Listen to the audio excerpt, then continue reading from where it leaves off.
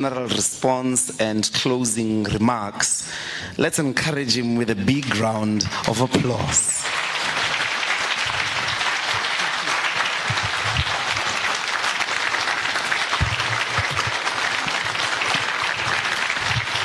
Amandla, viva EFF, viva, viva EFF, viva, Uza 2024, Uza 2024, Uza, Siaya Pitori, Siaya, Amandla, away two. No, thank you very much, Commissar Mbuyiseni Ndlozi, who is the Provincial Elections Task Force convener here in the province of Gauteng. Commissar Lien is the coordinator, the former national chair, the public protector, the president of the Black Business Council, the commissars, and most importantly, all of us as professionals who have gathered here today to give what I think was a very informative and empowering input into what should constitute the manifesto, the People's Manifesto of the EFF. I think it actually even goes beyond that. It is beginning to be a government in waiting program of action.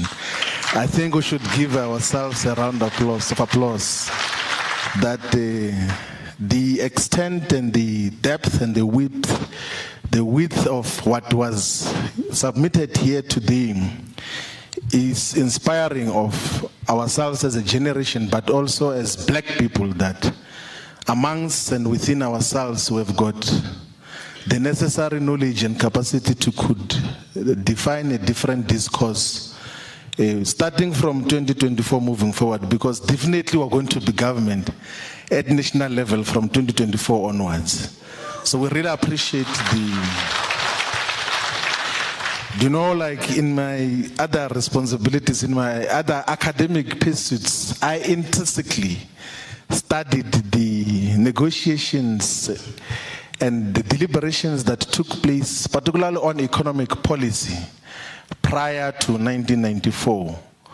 And I can say, not because I'm trying to flatter you here, that the depth here is far much more deeper and far much more solid than what those who were deliberating before 1994 were doing, when they were doing Ready to Govern. And you can still have access to some of the deliberations. They were too shallow in terms of just what had to be done. What we got to listen to today inspires confidence. It gives us hope that we are going somewhere as a movement, as an economic liberation movement. And just to give context is that we obviously came here to listen. And we have heard you deeply. We have recorded. So some of the issues that we couldn't capture correctly, we're going to further listen. And as part of this process of drafting and finalizing the People's Manifesto, we are going to be consulting different sectors. We have already issued out a communique as to where we're going to meet which sectors in different provinces. But we're also going to have seminars. So we're going to have a seminar on jobs on the 29th of September. 29th of October, where we're going to be focusing on jobs, like what do we do to create a labor absorptive economy and society. That is going to, so we're going to have a seminar. It's going to be far much more substantial. It will not just be a consultative forum like this. It will be a day-long conference with expert presentations, deliberations, and an outcome that is going to, we're going to also have a seminar that is going to focus on the creative industry. So the issue of arts and culture, national chair will be dealt with in detail in that seminar, which is going to focus as to what do we leverage out of the creative industry. And we're going to have a dedicated seminar on electricity as well. There was a very profound input as to just how do we derive maximum electricity from uranium to nuclear and all these other aspects that we're looking into. We're going to have also a seminar on public safety, and that will be a dedicated one so that we come out with a clear program. So what will be the culmination of this process will be a ready to govern program of action. We're not just drafting commitments, we're not drafting wishes. We're drafting a program of action that when we take over government, we'll then be able to move into action. And of course, so in this manifesto drafting committee, which has been established by the Central Election Task Force, we've got currently 30 commissars and fighters and experts who are going to be looking into different sectors. And I agree with the submission that within the manifesto drafting committee, we should have sectoral working groups. So, because Dr. Tlaling is already part of the manifesto drafting committee, she should constitute the working group on health to consolidate all the otherwise very profound perspectives that came on health. Then we must have the working group on land, we'll have the working group on electricity, we'll have the working group on ICT, we'll have the working group on different sectors that are of relevance, on the financial services sector as well, in terms of how do we transform that. But there's an issue which we have been raising, particularly with Black Business Council, president of the Black Business Council, that in the legislative sector now, in parliament and provincial legislatures, whenever there is a lawmaking process, organized business or organized black business and professionals do not say anything. If they do, in many instances, they speak contradictory and sometimes humiliating submissions come. We'll give you many examples when we're finalizing, we're dealing with the insurance bill in Parliament. Different insurance companies, black companies and organizations came to speak contradictory inputs as to what should be the contents of that insurance bill.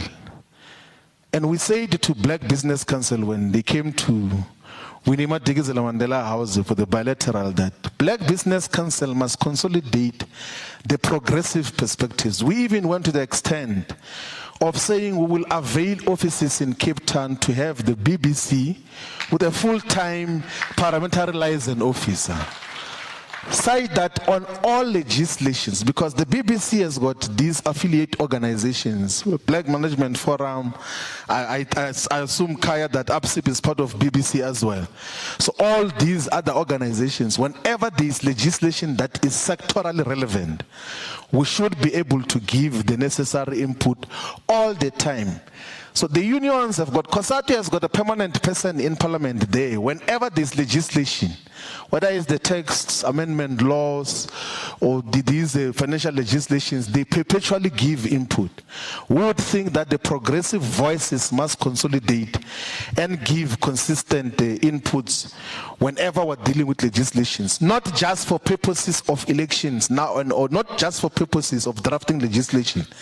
Even perpetually when we're government, we will seek to be engaged with practitioners as to what is your interpretation and how do you approach certain things. Like we've got, different views on the national health insurance.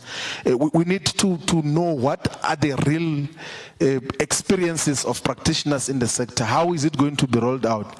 Is it not just going to be the national health insurance distributing the 400 billion which is set aside to white privately owned health care institutions?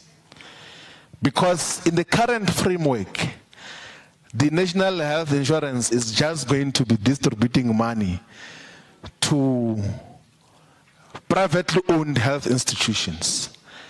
And the manner in which it is designed, it is such that these privately owned healthcare institutions are going to go door to door fundraising diseases so that they can claim more money. That is what it's going to be like. And we have to then have a different framework as to how do we have a different approach. And I hear the input of the colleague who spoke about nuclear, a very profound input, and said that we should issue out a request for proposal for those who are going to come with nuclear as a source of electricity. So as an update, as part of our government responsibilities now in the city of Ekurhuleni, we issued out an RFP for base load and dispatchable energy, where we said that those who can, they must come with proposals, because now cities are allowed to could source their own electricity. So we've got a framework which will culminate in a BOT kind of arrangement where build, operate, and later on transfer to the control of the state, where if you can provide base load electricity, and uniquely what we are doing through the city of Ekurhuleni, we are sourcing base load electricity, not these ones of wind and the sun, because there's not yet proper science that you can successfully harvest the wind and the sun to provide dependable base load electricity. It can happen, particularly for dependability of such.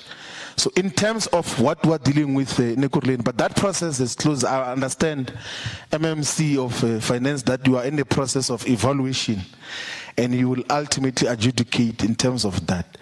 But for those who are role players in the sector, so in eThekwini, it is still out in we have got an emergency procurement process for electricity as well, which is happening in the department which we oversee in the city of Ekurhuleni. And I know because our members of the mayoral committee in Nelson Mandela Bay municipality, they always give us update and heads up of what is going to happen.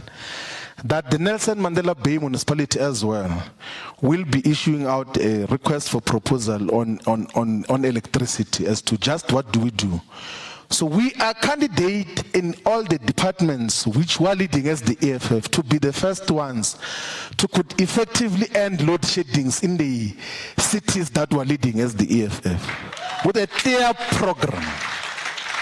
So we're not speaking rhetoric about the solutions that we can bring to the fore in terms of the stabilization of energy of energy provision, because that is what we specialize in. We've really heard all of you, and I was taking a lot of notes here that in the framework which we're working on, there were certain aspects which were not going to be chapters in the manifesto of the EFF, but after this consultation, we are going to have those dedicated chapters and dedicated focus on all the issues that you have brought to our attention. And then it was quite a useful thing. And then lastly, because here we're just listening, Komisambu is saying, it's an invitation to all of you as professionals and as activists. I think some of you must discuss amongst yourselves to say, come to the fore, let's go to Pretoria, let's go to Cape Town. Because next year we're going to be leading this government. Let some of you voluntarily come to participate with insight and depth of understanding of the sectors that you operate in.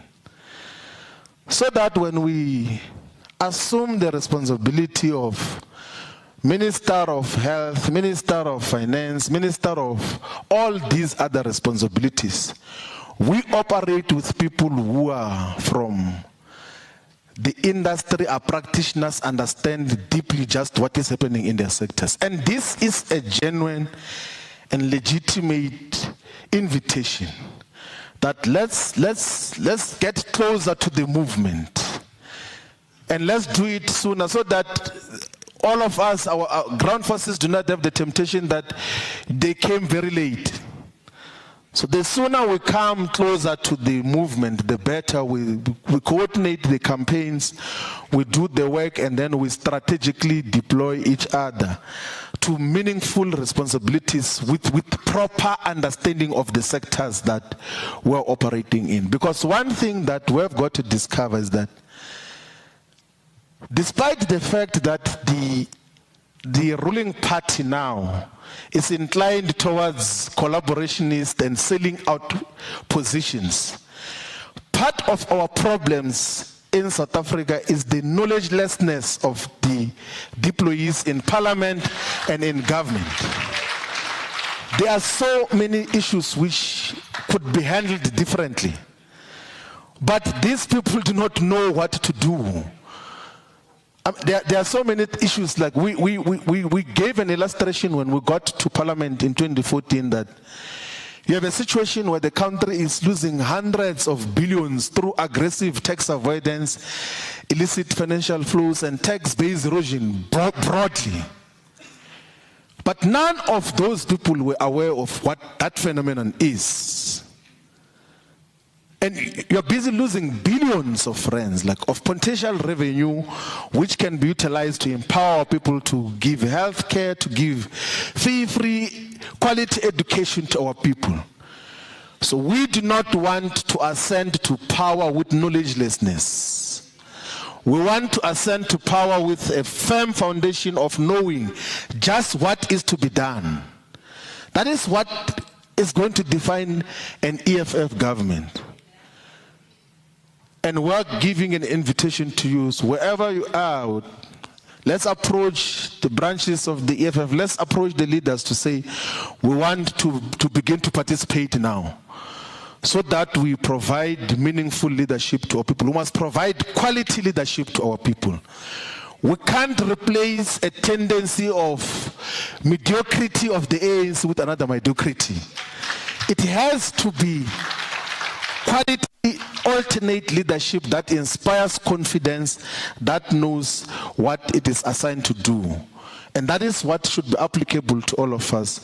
Otherwise, we really appreciate, and we really deeply appreciate all the inputs that you have made here. There are platforms which we have created, the email, WhatsApp, and even Telegram channel, where if there's further inputs that you want to make, you can always make those submissions, and we'll always consider all of the submissions that you're going to be giving to all of us. Thank you very much. I think we have come to the end of this session. Thank you very much. We really appreciate it.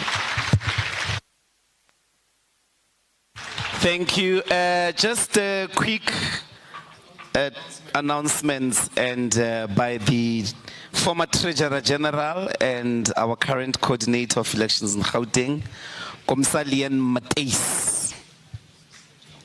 Thank you, Dr. Nglozi. Thank you, Deputy President. I'm supposed to also do the vote of thanks, and now they've taken that away from me. So thank you, DP, for choosing Gauteng to host the professionals. As you can see, we are ready to deliver the government, the EFF government of professionals amongst here. We are grateful to each of you for gracing us with your presence and for your input. We also have some lovely gifts for you, so we don't just talk the talk. We have something for you on your way out to take along with you. More importantly, and as DP spoke about, get close to us. We are here for you. It is evident by the input that you have given that the EFF is the party that does exactly what it says it will do.